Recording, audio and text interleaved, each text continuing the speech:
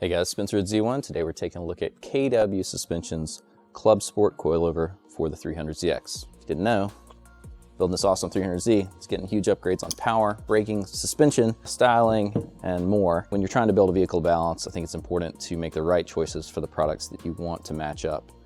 So it drives well and doesn't feel like it's too much power or not enough suspension or too tight and the ride is bad.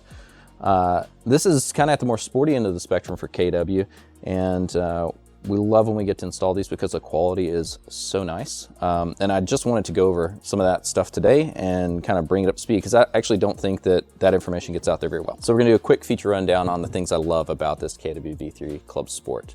KW does make a V1, a V2, a V3. Those are kind of street-oriented suspensions. They have a lot of similarities. The ClubSport is kind of like a step above as you enter into the motorsports realm and meant for competition.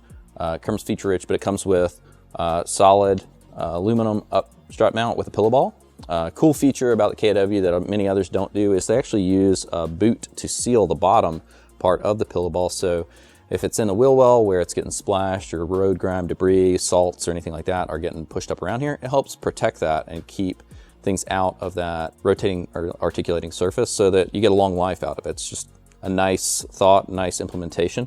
With the pillow ball mount, suspension can articulate without binding on the spring at all, so it stays seated and everything is linear on the spring. They use single perch adjustment on a stainless steel body, so most corrosion resistant coilovers we see, they live really long lives, looking great even on the threads. They use a polyamide collar, but it's got a stainless steel insert to attach to the coilover. Really strong. They have really easy to adjust. It's very low friction. They operate on trapezoidal threads, which is something we see a lot of times in industrial applications. They're very strong, but very easy to adjust even when they get a little dirty. That's a nice feature. Again, just kind of to look into it rather than just cutting triangular threads. You get a set screw where you can keep everything in tight adjustment once you've got it dialed in.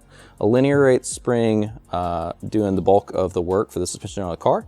But you know, if you want to adjust the height and you don't want to mess with preload on the vehicle, you don't have to worry about it. They provide this helper or dead spring that keeps everything in check. So if you unload the vehicle fully, if you've got it kind of at a lower setting, you don't have to worry about something coming off of a perch, getting out of place, and not operating right when you come back down with loading the vehicle. You get a nice progressive bump stop, nice boots and sealing to try and keep things, again, clean, operable for a long time. Performance on these is really good. Again, maybe not the quietest compared to one of their V1, V2, V3 versions because of the mounts, but I don't feel like it's much of a compromise, especially in a vehicle like this where you're doing you know, many other performance upgrades, adding an exhaust, adding other suspension.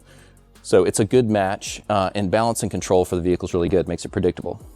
Each KW kit comes with the little tool kit in there. You'll get some stickers, very important. A little information about their line and some instructions.